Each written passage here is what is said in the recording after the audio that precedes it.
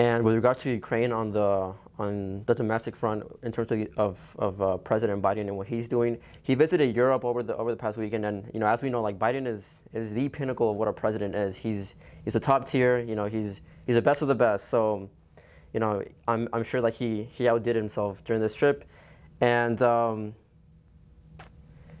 he said something questionable, a few questionable things during his trip, just to put it lightly. So to start off, like during a press conference in Brussels, Biden said something that caught everybody by surprise, which was that when he was asked, like, what if Russia uses chemical weapons, he responded that the U.S., it would trigger a response in kind. And that sounds insane, because that's him saying that if Russia uses chemical weapons, basically we'd use chemical weapons back. That's what you can get from that comment, right?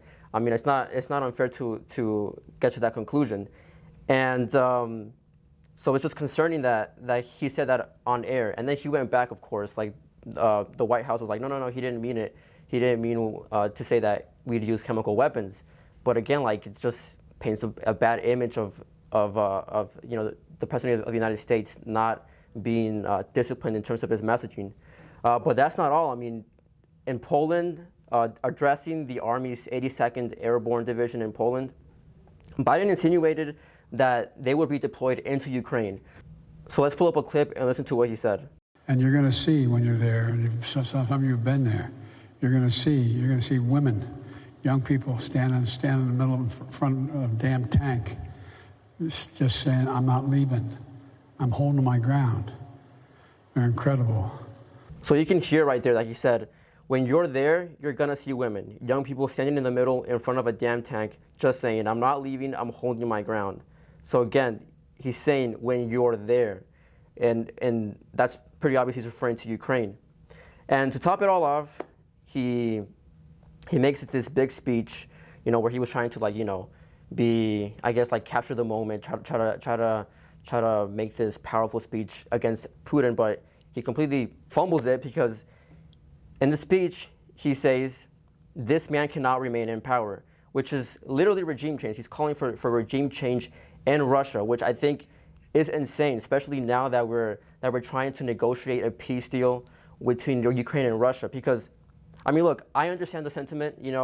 I think that Putin hasn't been a good president, a good leader for the Russian people, and I think many Americans feel, and maybe even many Russians feel, that if he was gone and a new leadership was put in place, the country would be better.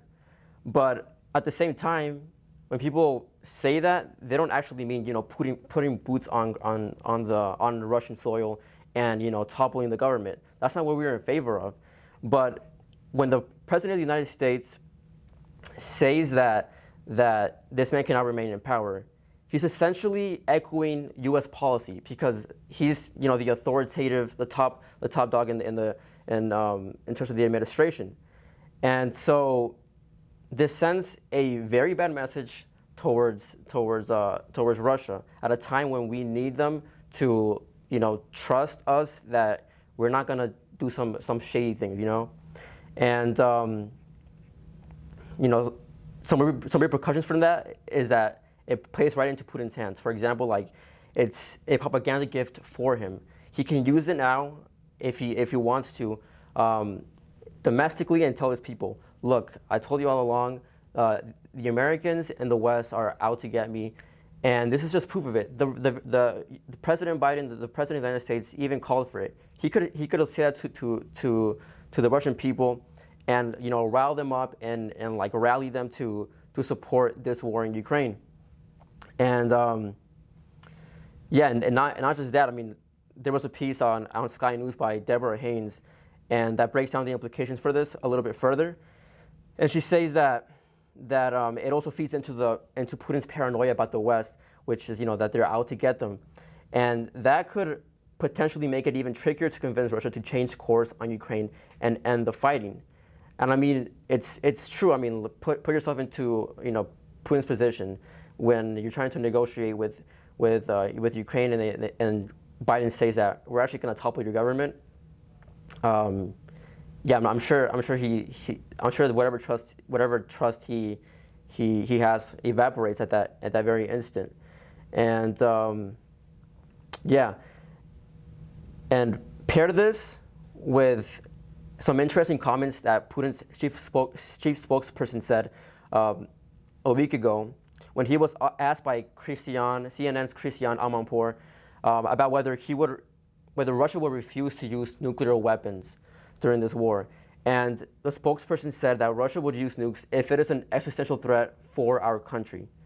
Now, it's not hard to imagine how Putin can contrive what Biden said about regime change and say that that's a threat to the existence of his regime, of his leadership, and use that as an excuse to use nuclear weapons, you know. But I don't want to sound like I'm fear-mongering too much here. So I do want to say that there is a silver lining in all of this, which, I mean, it isn't that reassuring, but there was a report by the Congressional Research Survey, and they said that U.S. analysts aren't really sure, like, under what circumstances Russia might use nuclear weapons. So, like back in 2018, Putin seemed to indicate that Russia would only use nuclear weapons in response to other countries using nukes on them, right? But again, Putin in 2022 is much more erratic, and I think the view he held in 2018 might not be the view he holds today. I mean, the man invaded Ukraine, which nobody thought he would be crazy enough to do it, but he did it. So yeah. Yeah, and I just would like to add that, you know, again, Biden's blunders is a recurring theme that we see, and on the world stage, it's very it's not a good look for the United States.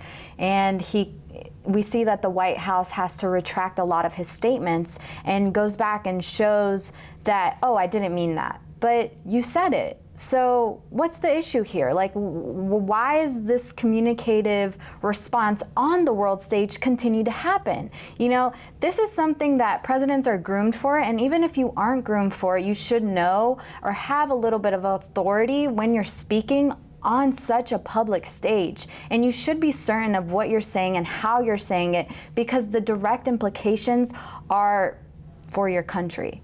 And again, we need to make sure that we're strong and we show that on a world level. Yeah, and it's funny because when he was elected, we were told that, oh, the adults are back in the room, America is back, you know, we're gonna take leadership. But like, he had 3 blunders over a week, and not on a small matter, on the Ukraine war. And like, I don't know, it's just funny how also like the media was kind of like defending him, trying to like clean up what he said, and some of them were even saying like, oh no, what he said was perfect, like it was completely right for him to say that, which I think it's crazy. Like, you guys do realize that he's calling for regime change, he's calling for something completely crazy.